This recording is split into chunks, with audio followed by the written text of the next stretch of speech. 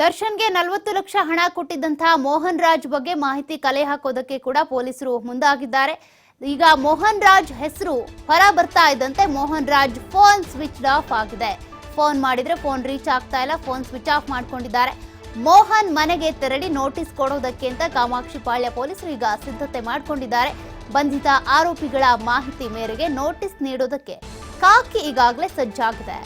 ಮೋಹನ್ ರಾಜ್ 40 ಲಕ್ಷ ಹಣವನ್ನ A2 ಆರೋಪಿ ಆಗಿರುವಂತ ದರ್ಶನ್ಗೆ ಕೊಟ್ಟಿದ್ರು ಅನ್ನುವಂತ ಮಾಹಿತಿ ಸಿಗ್ತಾ ಇದ್ದಂತೆ ಮೋಹನ್ರನ್ನ ಬಲೆಗೆ ಹಾಕಬೇಕು, ಮೋಹನ್ರನ್ನ ಹಿಡಿಬೇಕು ಅಂತ ಪೊಲೀಸ್ ಸಿದ್ಧತೆಯನ್ನ ನಡೆಸ್ತಾ ಇತ್ತು.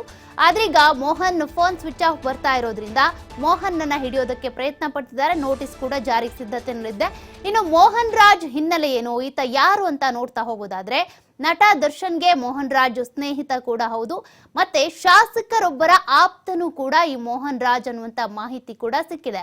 ಇನ್ನು 2018ರಲ್ಲಿ ಈತ ಸೀಮೆ ಎಣ್ಣೆ ಸುರಿದುಕೊಂಡು ಆತ್ಮಹತ್ಯೆ ಮಾಡ್ಕೊಳ್ಳೋದಕ್ಕೆ ಕೂಡ ಪ್ರಯತ್ನ ಪಟ್ಟಿದ್ದಂತೆ. ಜಮೀನು ವಿಚಾರವಾಗಿ ಆತ್ಮಹತ್ಯೆ ಮಾಡ್ಕೊಳ್ಳೋದಕ್ಕೆ ಮೋಹನ್ ಪ್ರಯತ್ನ ಪಟ್ಟಿದ್ದಂತೆ. ಬೊಮ್ಮನಹಳ್ಳಿ ಸಮೀಪದ ಫಾರ್ಮ್ ಹೌಸ್ ನಲ್ಲಿ ಸೀಮೆ ಎಣ್ಣೆ ಸುರಿದುಕೊಂಡು ಸೂಸೈಡ್ ಮಾಡ್ಕೊಳ್ಳೋದಕ್ಕೆ ಯತ್ನಿಸಿದ್ದಂತೆ.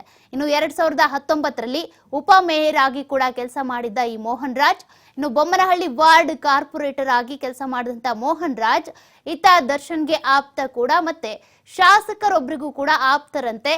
ಹೀಗಾಗಿ ಈಗಾಗಲೇ ಈ ಮೋಹನ್ ರಾಜ್ ಹಿನ್ನೆಲೆ ಇನ್ನೂ ಏನಿದೆ, ದರ್ಶನ್ಗೂ ಮೋಹನ್ ರಾಜ್ಗೂ ಇನ್ನೂ ಏನ್ ಸಂಬಂಧ ಇದೆ, 40 ಲಕ್ಷ ಹಣ ಕೊಡೋದಕ್ಕೆ ಕಾರಣ ಏನು, ಈ 40 ಲಕ್ಷ ಹಣಕ್ಕೆ ಸಂಬಂಧಪಟ್ಟಂತೆ ದಾಖಲೆಗಳಿದ್ದಾವ, ಈ ಹಣಕ್ಕೆ ಟ್ಯಾಕ್ಸ್ ಕಟ್ಟಲಾಗಿದೆಯಾ ಇಲ್ವಾ, ಇದೆಲ್ಲದ್ರ ಬಗ್ಗೆ ಕೂಡ ಮಾಹಿತಿ ಕಲೆ ಹಾಕಬೇಕಿದೆ. ಕೇಸ್ಗೆ ಸಂಬಂಧಪಟ್ಟಂತೆ ಮೋಹನ್ರಿಂದ ಏನಾದ್ರೂ ಮಾಹಿತಿ ಸಿಗುತ್ತಾ ಅನ್ನುವಂತ ನಿಟ್ಟಿನಲ್ಲೂ ಕೂಡ ತನಿಖೆ ನಡಿಬೇಕಾಗುತ್ತೆ. ಆದ್ರೀಗ Mohan Raj phone switch off ಬರ್ತಾ ಇರೋದ್ರಿಂದ ಈಗಾಗಲೇ ಕಾಮಾಕ್ಷಿ ಪಾಳ್ಯದ ಪೊಲೀಸರು ಏನಿದ್ದಾರೆ ನೋಟಿಸ್ ಕೊಡೋದಕ್ಕೆ ಕೂಡ ಸಿದ್ಧತೆಯನ್ನ ಮಾಡ್ಕೊಂಡಿದ್ದಾರೆ. ಅವರ ಮನೆಗೆ, ಮೋಹನ್ ರಾಜ್ ಮನೆಗೆ ನೋಟಿಸ್ ಅನ್ನ ಕೊಡಲಾಗುತ್ತೆ. ಆ ಮೂಲಕ ತನಿಖೆಗೆ ಹಾಜರಾಗಿ ಅನ್ನುವಂತ ಸೂಚನೆಯನ್ನು ಕೂಡ ಕೊಡಲಾಗುತ್ತೆ.